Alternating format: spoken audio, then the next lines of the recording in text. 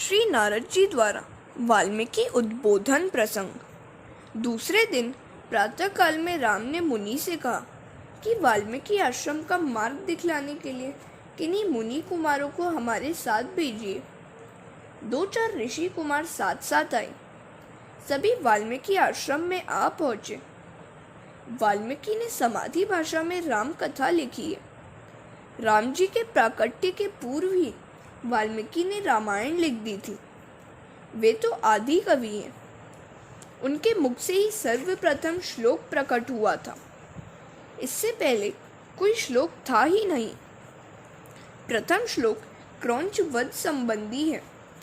किसी पारधी ने एक क्रीड़ारत क्रौंच युगल पर तीर छोड़ा तो एक पंछी मर गया। वाल्मीकि इस दृश्य को देखकर बड़े दुखी हुए। उन्होंने उस पारधी को श्राप दिया। इस श्लोक के 2 अर्थ हैं, एक सामान्य और दूसरा राम संबंधी। वाल्मीकि आश्रम में श्री राम, जानकी और लक्ष्मण पधारे।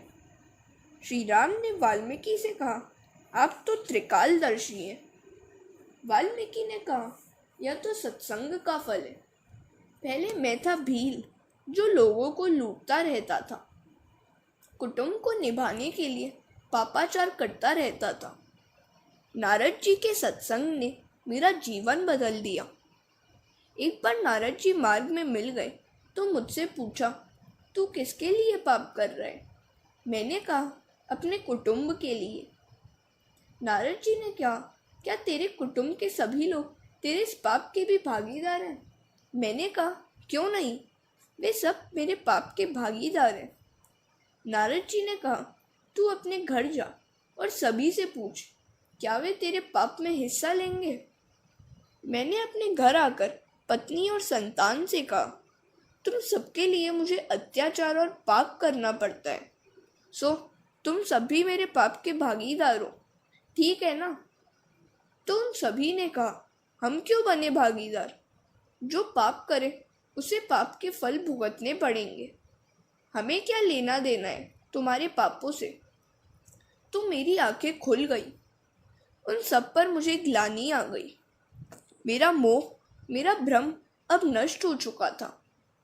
मैंने नारद जी के समक्ष सारी बातें कह सुनाई तो उन्होंने मुझे राम नाम का मंत्र दिया, किंतु मैं पापी और अनपढ़ था। मेरे मुंह से राम राम के बदले मरा मरा शब्द निकलता रहा। राम नाम का जप ठीक से नहीं कर सका। मैं तो उल्टा ही जप करता रहा। किंतु प्रभु ने मुझ पर कृपा की और मेरा उद्धार किया। सोई जानही जेहू देहू जनाई, जानत तुम्हें तुम्हें हो ही जाई। आप कृपा करके जिसे अपने स्वरूप का ज्ञान कराते हैं वही आपको जान सकता है। आपको जानने के बाद वह भी आपका ही स्वरूप बन जाता है। तुलसीदास जी ने रामायण में पूर्णाद्वैत का वर्णन किया है। आगे भगवान और भक्त में कोई भेद ही नहीं रह जाता है। हरे कृष्ण। रामचंद्र जी ने वाल्मीकि जी से कहा, हम वन में रहना चाहते हैं, हम कहाँ रहें? हमें कोई अच्छा सा स्थान बताने की कृपा कीजिए। वाल्मीकि ने कहा, वैसे तो आप कहाँ नहीं हैं। जहाँ आप ना हो ऐसा एक भी स्थान कहीं नहीं है। आप तो सभी स्थान में हैं। आप तो भक्तों के हृदय में भी हैं।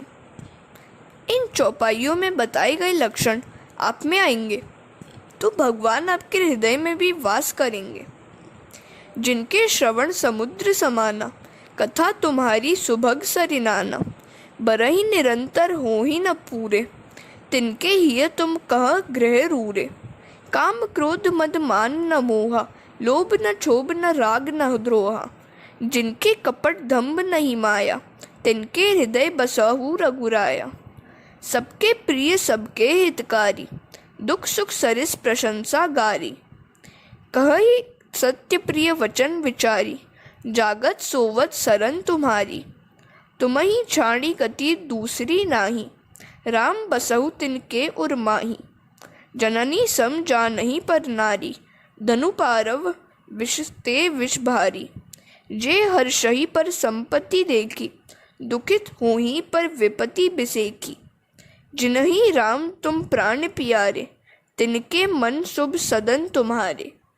स्वामी सखा पितृ मातु गुरु, जिनके सब तुम तात, तिनके मन मंदिर बसऊ, सिय सहित दो भ्रात। अध्यात्म रामायण के श्लोकों का यह भाषांतर है। भक्तों के 14 लक्षण इनमें कहे गए हैं। वाल्मीकि कहते हैं, प्रभु आप निवास के लिए मुझसे स्थान पूछते हैं, किंतु आप कहाँ नहीं हैं। नाथ आप तो लीला कर रहे हैं, अब चित्रकूट पर्वत पर निवास कीजिए। श्रीमद् भागवत समाधि भाषा में है, वाल्मीकि रामायण भी समाधि भाषा में है। चित्त ही चित्रकूट है। अंतःकरण में परमात्मा के स्वरूप का सतत ध्यान करें, तभी उसे चित्त कहते हैं। परमात्मा का चिंतन सतत हो तभी चित्त कहा जाता है। चिंतन करना चित्त का धर्म है। निश्चय करना बुद्धि का धर्म है। संकल्प करना मन का धर्म है। एक ही अंतःकरण के भेद है। पाप होता है अज्ञान से। परमात्मा यदि चित्त में आए तो जीव कृतकृत्य होता है। लक्ष्मण वैराग्य है। सीता जी पराभक्ति का स्वरूप है। राम परमात्मा है। जब भी संकल्प करो शुभ ही करो। हमेशा मानो कि परमात्मा चित्त में बसते हैं। रघुनाथ जी मंदाकिनी के किनारे पधारे।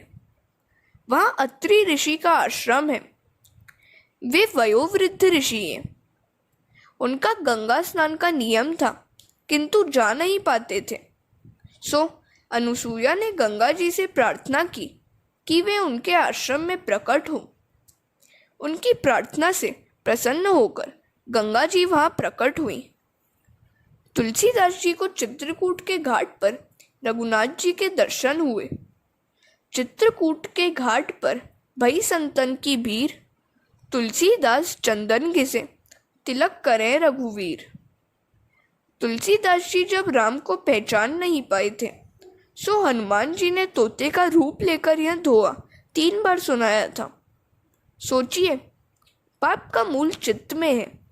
पाप होता है अज्ञान से। इस चित्त में यदि रघुनाथ जी आए तो चित्त विशुद्ध होता है। गोहक सेवा कर रहा है। राम के आगमन का समाचार भील, किरात आदि लोगों में फैल गया। रामचंद्र जी के दर्शन करने के लिए सभी आने लगे। उनके दर्शन करते हुए जड़ चेतन बन जाता है और चेतन जड़ सा। कुशल मंगल पूछा गया। प्रभु जी, आपके दर्शन से हमारा कल्याण हो गया, पाप छूट गया, स्वभाव बदल गया, जीवन सुधर गया। यहाँ के वन, पहाड़, गुफा आदि सब हमारे देखे और जाने पहचाने हैं। हम आपके सेवक हैं। आप जहाँ चाहें हम आपको ले जाएंगे। रामचंद्र जी चित्रकूट में विचारे। रामचंद्र जी चित्रकूट में विराजे। तब से चित्रकूट के वृक्ष, फूल और फल भरे हुए हैं और झूमने लगे हैं। प्रतिदिन कई ऋषि मुनि राम जी के दर्शन को आते रहते थे। राम के चरित्र का वर्णन कौन कर सकता है। एक एक अक्षर महापातक का नाश है। हरे कृष्ण।